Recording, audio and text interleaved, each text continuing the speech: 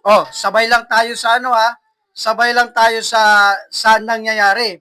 Kasi nga sabi ni John Vic, safe na daw ang Pilipinas sa pamumuno niya.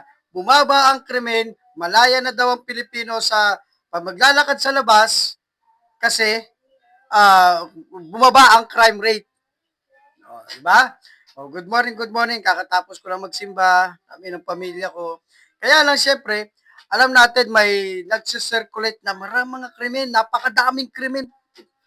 May isa, yung sa burger machine, di ba?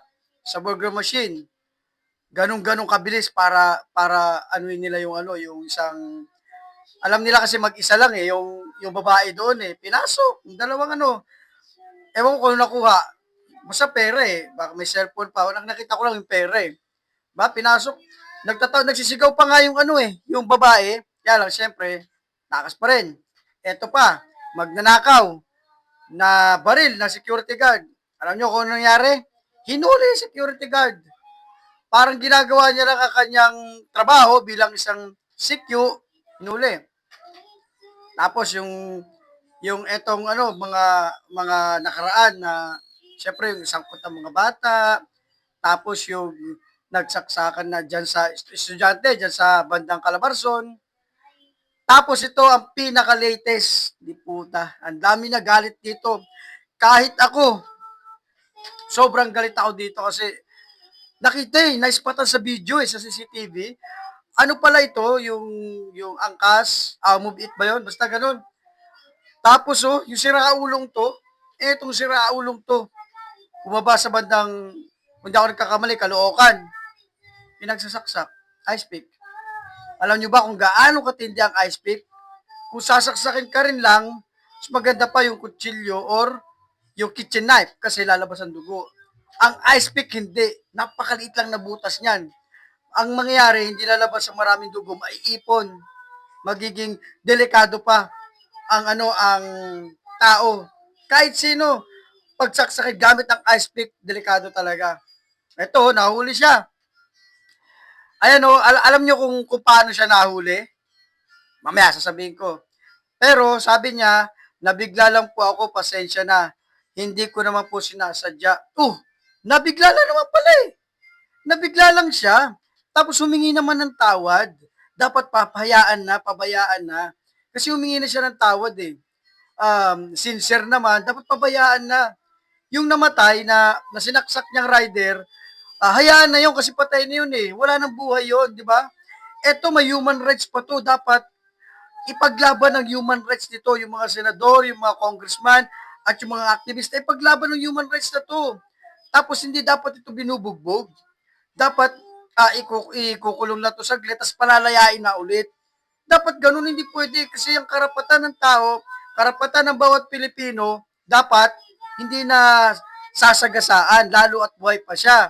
Ginawa niya lang siguro yun dahil sa hirap ng buhay, dahil sa patindi ng pangangailangan niya. Kaya dapat hindi ito panagutan.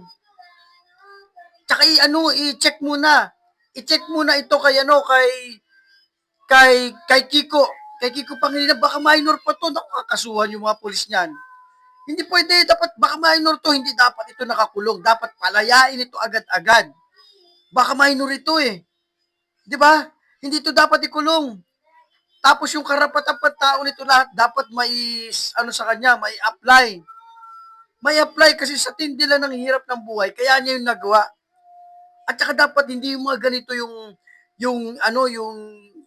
tinatarget ng publiko. Hindi dapat yung mga ganito. Ito nga yung ginagawang santo 'Di ba? Gagawin pang santo yan. Yan ang madalas nasasabi ng mga putang ina. Gagawin pang santo yan. Addict yan Ang isang addict, hindi yan dapat tinitignan as addict. Nagawa niya lang yun or ginawa niya lang yun dahil sa hirap ng buhay. Nasa survival mode siya. Kaya dapat ibigay ang nararapat na karapatan sa kanya. Dapat alagaan pa ito. Tangina nyo. Yan nasasabihin nila Ontiveros, malamang nila yan pa, si Sapian, si ACT Teacher, si Teachers Party List, si Tidnyo, sila yung mga babae diyan na na Gabriela Cuno, tapos yung ano, yung isa pang napakaingay, si Ngewe, ayan, lahat sila, guide yan na sasabihin. Lahat ng karapatan ng taong ito, ng taong yan na sumaksak, dapat may apply, bla bla bla.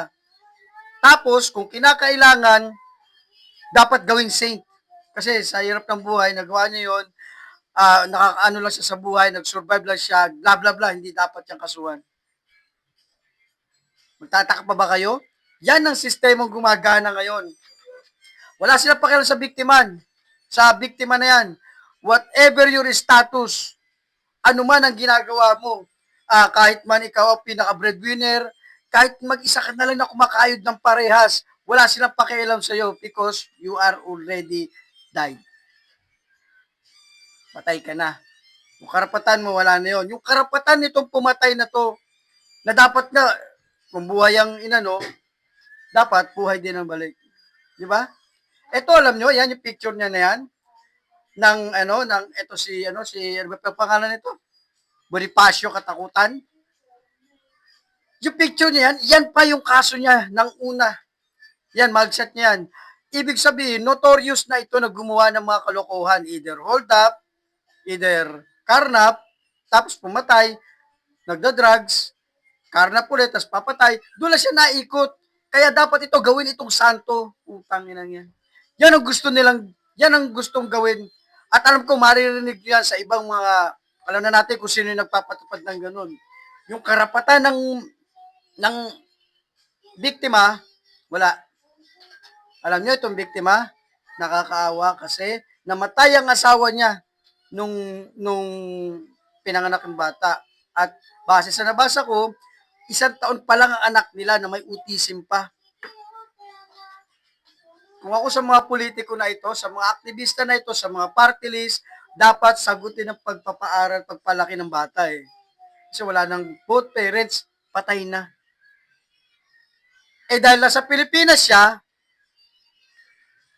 walang pakialam ang mga leader. Ang may pakialam sila dito sa biktima.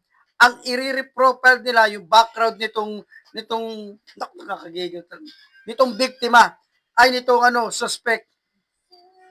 Nakakainis, di ba? Nakakagalit. Pero, sad to say, ganyan yung maririnig natin sa mga politiko na yan. Ganyan ang maririnig natin.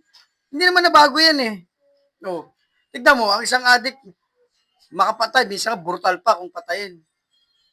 Huwag papatayin, bigyan mo ng human rights. Huwag mong kukulong. Dapat, lahat ng karapatan niya may serve. Yung yung dapat may regulatory period na dapat hindi sila ma-detain ng 24 hours kapag walang matibay na ebidensya. Lahat ng ganyan ina-apply. Pero yung biktima na dapat siyang nasa kanya lahat ng spotlight kasi namatay na siya eh. Huwag naman sana tayo makarinig pa ng ganun ng mga pabor dito sa suspect na ito. Dapat nga wala na rin ito eh. Kawawa. Parang ang hirap dito gumawa ng mabuti. Parang ang hirap lumaban ng parehas. 'Di ba? Kasi pag lumaban ka ng parehas, nakakatakot na one day baka mapunta ka sa alanganing lugar, makatagpo ka ng mga ganitong klaseng tao. Dalawa lang 'yan, papatayin ka o pag nanakawan ka. Nahuli nga tong taong to. Yung kinuha niya yung motor, 'di ba?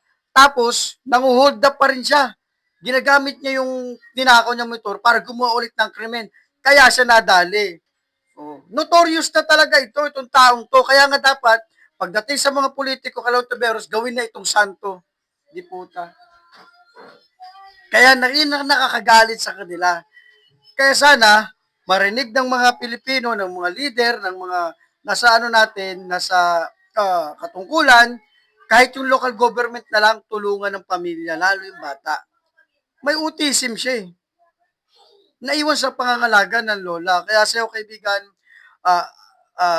lipad ng mataas, RIP sa iyo, mabuti kang tao, at alam ko na may mga mabubuting tao din na tutulong sa pamilya mong naiwan at sa iyong anak. Okay? Pasensya ka na, dito tayo sa Pilipinas eh. Huwag kang mag-alala, kahit papaano, lalaban pa din kami kasi kami pa yun nandito eh. At hindi mawawala ang alaala mo.